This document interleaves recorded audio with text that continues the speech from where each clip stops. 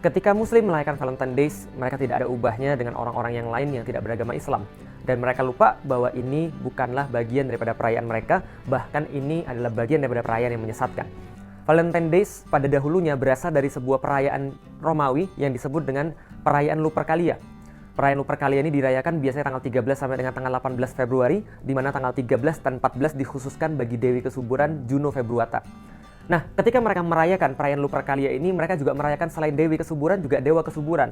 Maka ini adalah Dewi Kesuburan dan Dewa Kesuburan menurut orang-orang Romawi. Dan bagaimana cara mereka merayakan kesuburan ini? Mereka merayakan dalam tanda kutip, kesuburan itu adalah dengan cara mengumpulkan seluruh laki-laki dan perempuan, kemudian perempuan-perempuan menuliskan nama-namanya, lalu dimasukkan ke dalam gentong-gentong yang tersedia, kemudian diundi, laki-laki akan mengambil namanya, kemudian membacanya, lalu mendapatkan nama siapa, maka akan menemani yang nama yang akan didapatkan itu selama 1 malam. Nah, 1 malam apa yang mereka lakukan? Tentu bukan bermain catur, atau tentu bukan bermain apapun, tapi tentu saja sesuatu yang berbahaya. Karena itulah, sampai dengan sekarang kita melihat efek itu masih terasa.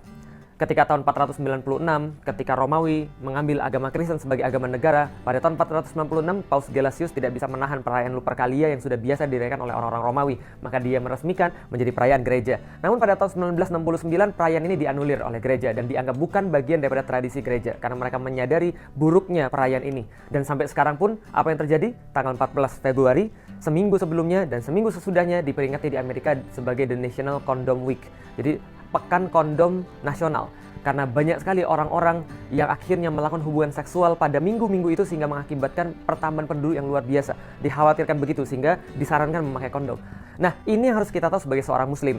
Mungkin ada sebagian muslim yang berkata, oh tidak, kita tidak mengikuti hal-hal yang seperti itu. Namun sama saja, pada tahun 2005, salah satu surat kabar yang ada di Indonesia melakukan survei kecil-kecilan. Di antara 413 responden, mereka mendapatkan sekitar 24% orang-orang yang disurvei ketika melakukan Valentine Days, mereka lebih suka melakukan jalan-jalan, lalu kemudian makan, lalu kemudian berciuman, lalu berhubungan seks. Karena itulah pada tahun 2006, ketika diteliti, 54% warga Kota Bandung itu sudah pernah melakukan hubungan seks. Jakarta 51%. Dan 2008 ketika diteliti lagi oleh KPAI, Komisi Perlindungan Anak Indonesia, ternyata yang mereka dapatkan fakta yang lebih mengejutkan, yaitu adalah 62,7% remaja SMP sudah pernah melakukan hubungan seks.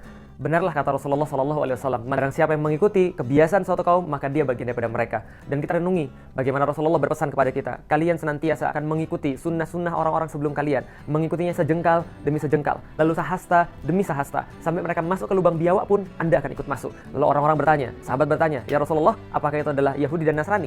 Rasul menjawab, kalau bukan mereka, siapa lagi? Maka Valentine Days bukan bagian daripada perayaan kita, bahkan adalah perayaan yang sangat menyesatkan. Maka kaum muslimin tidak boleh tertipu, ikut-ikutan meramaikan, apalagi merayakannya.